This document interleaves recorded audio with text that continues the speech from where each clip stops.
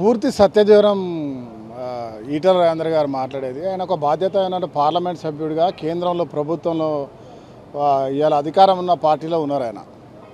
కానీ మేమైతే బీసీ నాయకుల కిందనే చూసినాం ఆయన ఈరోజు మాట్లాడాల్సింటే నాకు ఆశ్చర్యం అనిపిస్తూ ఉంది. కేంద్ర ప్రభుత్వంలో ప్రధానంగా పార్లమెంట్ సభ్యుల్లో ఒకడుగా ఉన్నాడు. ఒక బీసీ నాయకుడు మా సోదరుడు సంజయ్, ఇంకో సోదరుడు మంత్రిగా ఉన్నాడు. ఇంకో బీసీ నాయకుడు పార్లమెంట్ మెంబర్గా ఉన్నాడు నిజామాబాద్ నుంచి. ఇంతమంది నాయకులు ఉండగా బీసీ ప్రధానమంత్రి ఉన్నాడు.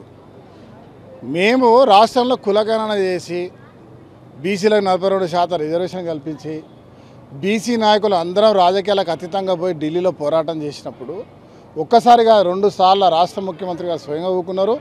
అనేక మంది పార్లమెంట్ సభ్యులు, శాసనసభ్యులు అందరూ కూర్చున్నారు కులాలకు అతీతంగా.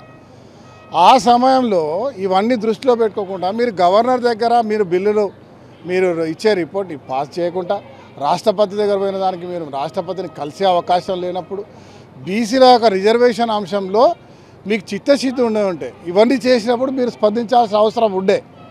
స్పందించలేదు. స్పందించకపోగా ఇవాళ దాన్ని తొక్కిపట్టే ప్రయత్నం చేస్తారు. మీకు ధైర్యం లేదు. అంటే ఈ ప్రభుత్వం బీసీలకు వ్యతిరేకమైన పార్టీ, దళితులకు వ్యతిరేకమైన పార్టీ, ఉన్నత వర్గాలకు సంబంధించినటువంటి ఒక పార్టీ బీజేపీ. ఇవాళ మోడీ కూడా నేను బీజేపీ అని మాట్లాడితే నాకు అసలుకే ఎసరికి వస్తాయని ఒక ఉద్దేశంతో ఆయన మాట్లాడతాను. నేను సవాల్ విసురుతున్న ఈటల రాజేందర్ గారికి, బీసీల ప్రేమికులైతే మీరు బీసీ రాజ్యం కావాలనుకుంటే, బీసీల బహుజనుల సంక్షేమం కోరుకునే వారు ఉంటే మీరు బీజేపీ పార్టీకి గట్టిగా చెప్పి ధమ్కి ఇచ్చి బయటికి రండి.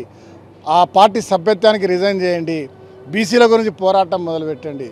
రిజర్వేషన్లు తప్పు వచ్చినాయి, ఇది తప్పు జరిగిందని మాట్లాడే హక్కు మీకు లేదు.